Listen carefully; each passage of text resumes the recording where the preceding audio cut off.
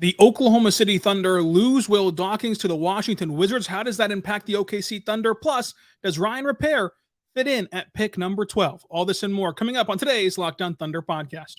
You are Locked On Thunder, your daily Oklahoma City Thunder podcast. Part of the Locked On Podcast Network, your team every day.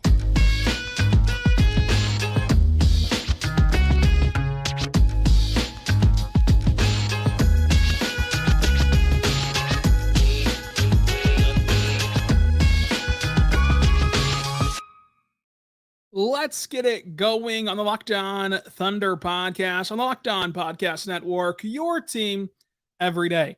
I am your host, media member, and editor-in-chief over at thunderousintentions.com, Rylan Styles. You can follow me on Twitter at Rylan_Styles. Follow the show on Twitter at LOThunderPod. Email the show, LOThunderPod@gmail.com.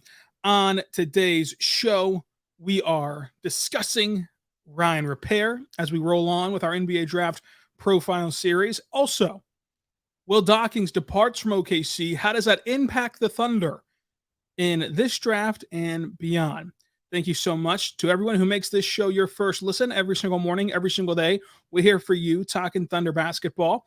Today's show is brought to you by Gametime. Download the Gametime app, create your account, and use the code LOCKEDINNBA for $20 off your first purchase. Last minute tickets, lowest prices guaranteed. Let's get into the show. Will Dawkins departs for Washington. He will be the number 2 executive behind Mike Winger, who also was from Sam Presti's tree. Will Dawkins was in OKC since 2008, worked his way up from being an intern all the way up to being what he ended up as, the co-president of basketball operations with Rob Hennigan, who remains in Oklahoma City. It's a great opportunity for Will Dawkins. It appears that he will be the number 2 man behind Mike, and they'll work together and tried to restore basketball in Washington. But as a reminder for what this means for OKC, I think that this kind of changes and excites the Wizards fan base more so than impacts the Thunder, sphere. The Thunder did go out and hire Vince Rossman last summer, if you remember, who is an excellent scout from Philadelphia, is partly responsible, of course, for bringing in Isaiah Joe after he was cut by the 76ers. He is a well-respected scout. He will, I'm sure, slide, if not literally in a different title or just figuratively in the sense of that's just how the things will go behind closed doors. But I think that he'll obviously see a huge boost and impact in this front office from last summer forward. So he can kind of seamlessly slide in to the next chair left behind by Will Dawkins.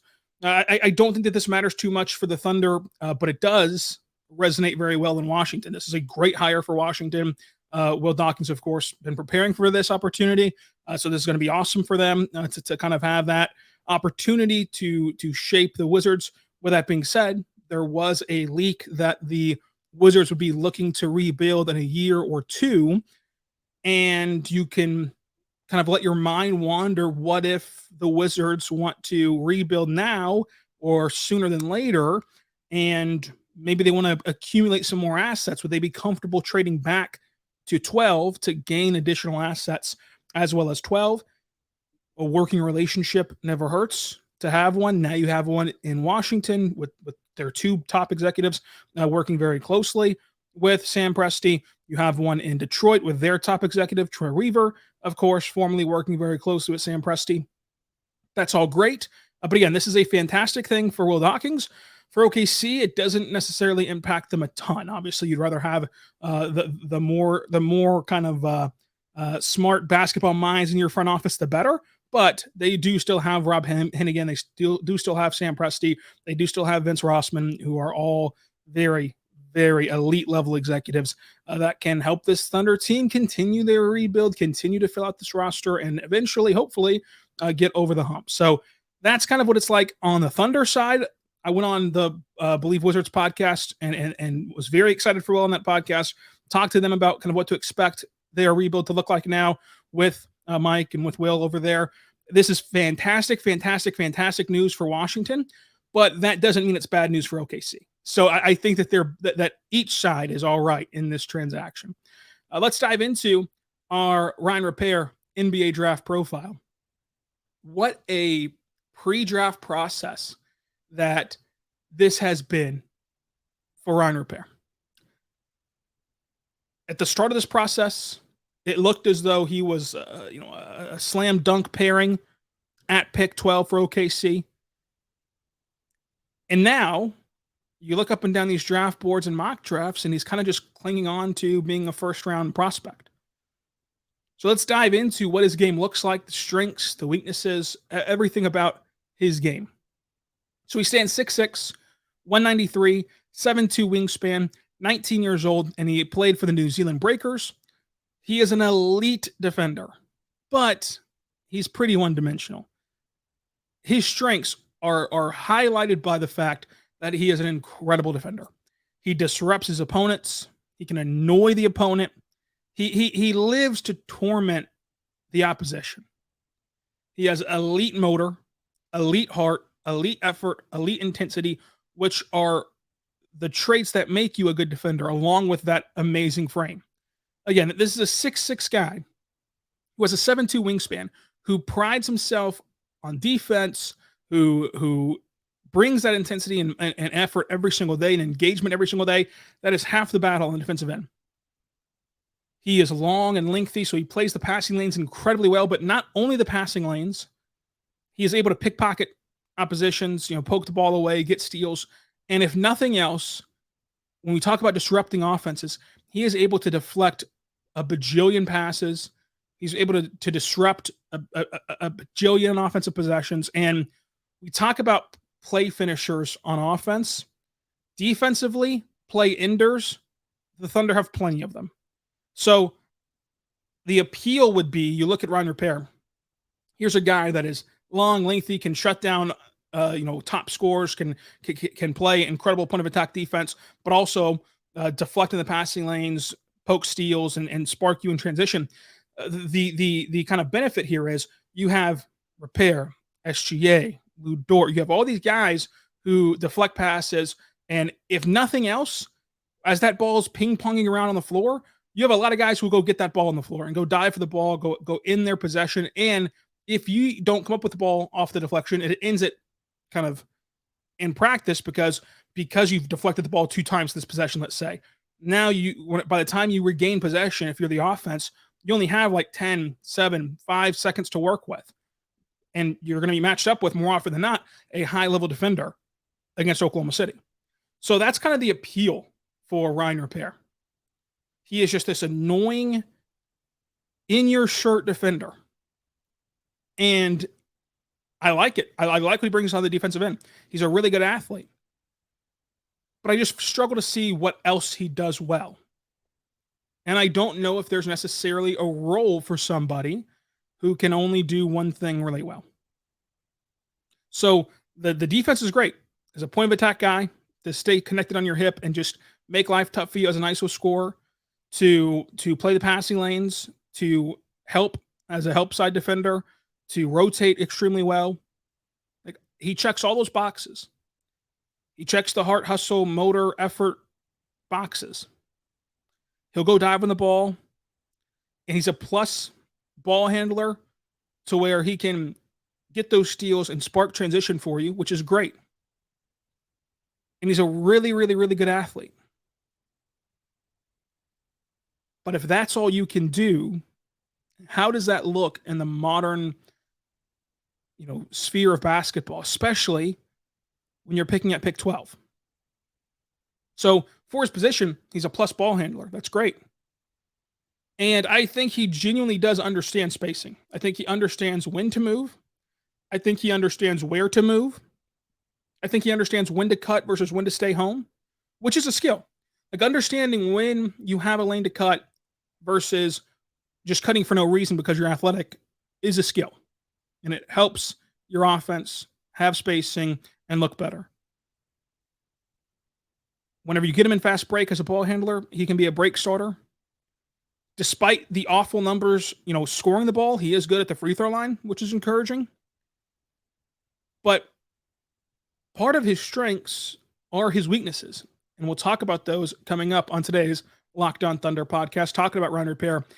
Could he be the 12th pick for OKC? We'll discuss that coming up. But first, I want to tell you right now about our good friends over at Gametime, folks. Gametime is awesome. Gametime is there for you because it's brilliant. You can get tickets there. Buying tickets to your favorite events should not be stressful, so let Gametime take away that stress with fast and easy-to-use ticket service for sports, music, comedy, theater, all that near you, with killer deals on last-minute tickets. It's their best prices guaranteed. You can stop stressing over tickets and start getting hyped for the fun that you're going to have. What are some of the benefits of using the Gametime app? Let me tell you something. They have flash deals. They have last-minute tickets. They have easy to find and buy tickets to all kinds of events. They have images from your seat so you can get the view and check it out and make sure it's the view that you want. They have the lowest prices guaranteed, event cancellation protection, even job loss prevention protection. And folks, you can just get it onto your phone. You don't got to dig through emails or anything like that. It's right there, boom, on your phone. Scan it, go into your event, and have a lot of fun. Check it out today, because if you somehow do find a better deal, Gametime will credit you 110% of the difference. You cannot lose by going to Gametime. When you do, download the Gametime app. Use the code LOCKEDONNBA for $20 off your first purchase. Terms and conditions apply. Again, create an account, redeem the code LOCKEDONNBA for $20 off of your first purchase. When you download the Gametime app today, get last-minute tickets, lowest prices guaranteed. We're back on the Locked On Thunder podcast, on the Locked On Podcast Network, your team every day. We're here talking about Thunder basketball, and should Rayan Rupert be the pick at pick 12 for the Oklahoma City Thunder? So let's circle back. Mentioned his strength is understanding space, is spatially aware in the half-court offense. He knows when to cut, how to cut, where to cut, when to stay home. However, despite understanding that, can you truly provide space without a jump shot? If you're shooting 31% from three and you have no gravity, what good does understanding what to do provide you? If your defender can just sag off of you and cramp the paint for a team that loves to cut and get downhill, what good does understanding where to stand to if you're not respected out there? If you're not somebody who garners attention? So that positive turns into a negative, or if nothing else, a wash. He's a smooth ball handler. I like his ball handling ability for a guy who's 6'6" with a 7'2" wingspan. But he's not a scorer. He can't create his own shot. So again, that strength is very limited. Even with his frame, he shies away from contact. He doesn't finish through contact very well. And he's a fine shooter at the rim. Like he makes half his shots at the rim. It's not as though he's just this extraordinary rim finisher. So I struggle to see how he impacts the game offensively. And if you can't impact the game offensively, what is your role in the modern NBA? I'm not sure where you put him offensively to succeed. If you stick him in the corner, that crams everyone else. Can you put him in the dunker spot? Well, he doesn't like contact, and he doesn't, he finishes at a good level at the rim, but not like an elite level at the rim. So, like, what do you do with him on that end of the floor? Unless he takes this unreal shooting leap, this will be a cause of concern for a very long time. Not to mention, you wonder what the learning curve is like in the NBA, which I'm less concerned about. I think that his defense will translate. I know that he'll have to learn how to play more games in the NBA. There'll be better talent in the NBA. He'll have to learn kind of how to get into the ebbs and flows of a rotation in the NBA, because he's going to be a player where he's not going to be, I don't think, locked into X amount of minutes a game. But I think that that's all fine. I think that he can do that. I think that he's mature enough to do that. I think that you look and he has people around him who have been through professional basketball and understand this stuff. I don't worry about that. I think that he'll translate defensively to the NBA. I think that he'll be one of the best defenders on your team. And I say that on your team as in any team that drafts him. He'll be one of the best defenders. But the problem is, how do you get him on the floor if he cannot help you offensively? And in fact, most of the time he's going to hurt you. And just hurt you by the sheer fact of you don't know what to do with him. So everything to me about Rayan Rupert's game kind of sits on his shooting. Because even just becoming a league average shooter, where you can't just sit on the block whenever he's on the corner. Even that, with his savviness as a cutter, allows you to kind of play him on the offensive end and find a role for him on the offensive end while he plays such elite defense. So it's just tough to find the strengths besides that defense. That defense, though, is such an elite tool. It is a one-of-one tool to me. So pick your poison, fight your battles, whatever you want to say here. But again, I mean, his dad was the captain of the French national team. His sister was a first-round pick in the WNBA. Like, he's going to know how to play professional basketball. He's playing it in the NBL with the Breakers, which is where Ousmane Dieng was playing. Similarly enough to Ousmane Dieng, by the way, he suffered a broken wrist last November. Ousmane Dieng, of course, has had 2 wrist injuries, but the 2 for Ousmane Dieng have been unrelated, but they were 2 that happened this last calendar year. So take that for what it's worth. The synergy numbers for Rayan Rupert: 36th percentile overall offense, 41st percentile in transition, 29th percentile in half-court offense, 23rd percentile as a spot-up shooter, 51st percentile as a pick-and-roll ball handler. That's good. 43rd percentile on handoffs, 35th percentile on curling off screens, shot 32% on catch-and-shoot jumpers, shot 23% on dribble jumpers, and then made 56% of his shots at the rim. So 56% at the rim is good. Can't take that away from him. It's good. But when you don't do anything else well, it's not exactly where we want to be, especially whenever you're shying away from contact, not wanting to finish down there with the trees. Below average on layups, only made 52% of his layups. His runners only connected at a 32% clip offensively. So that's his offensive numbers from synergy. Defensively on synergy, 73rd percentile in overall defense, 73rd percentile in half-court defense, 65th percentile in pick-and-roll ball handlers defending them, a 90th percentile in defending spot-up shooters, 72nd percentile in defending jump shooters, 64th percentile in defending at the rim. So when you look at Rayan Rupert, it's easy to see where he pops and where he doesn't, and where he kind of lacks behind. The issue is the pathway for him to overcome these negatives, I think, is pretty tough. I think it'd be a pretty tough path. Now, he's only 19 years old. He has the time. And if he goes to the right developmental system, you will talk yourself into it. And the Thunder are one of those developmental systems that, you don't ever want to second guess. And they have the time to try to nurture and develop and slow play, a guy like Rupert. But you're banking on him to have a dramatic overhaul to his offensive game, specifically his jump shot and results shooting the basketball. His availability, according to mock drafts, The Ringer has him at 21, ESPN at 19, Athletic at 26, Bleacher Report at 28, CBS at 26, DraftNet at 27, Tankathon at 22, Yahoo at 22, Sports Illustrated at 22. I have him at 30. Mavs Draft has him at 28. Let's talk ceiling. Let's talk floor. Let's talk NBA comps. And more specifically, let's talk his Thunder fit in this draft, all coming up on today's Locked On Thunder podcast. We're back on the Locked On Thunder podcast, on the Locked On Podcast Network, your team every day. Thank you so much for making us your first listen every single morning, every single day. We're here for you, talking Thunder basketball. Make sure you subscribe across all podcasting platforms so you never miss an episode, including on YouTube.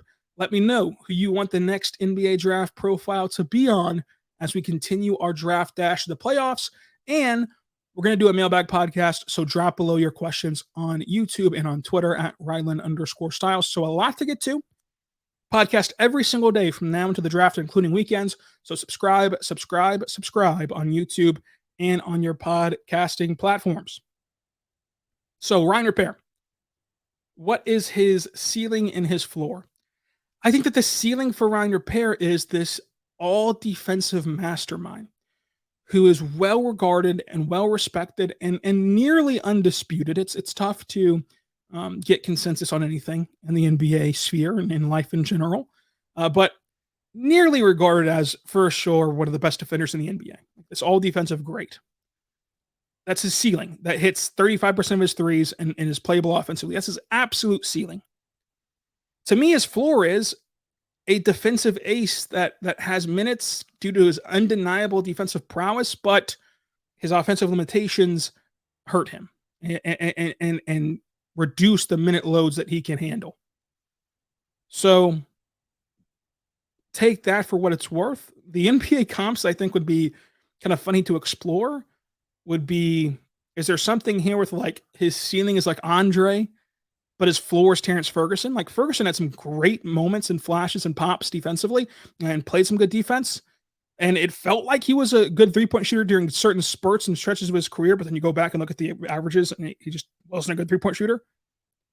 But it felt differently than Andre a little bit in terms of shooting the basketball.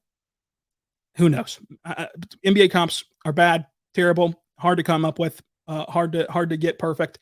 And in fact, I don't think that many comps are very good at all. So there you have it. Let me know who you think the comp is for Rayan Rupert and these draft prospects. So how does he fit with the Thunder?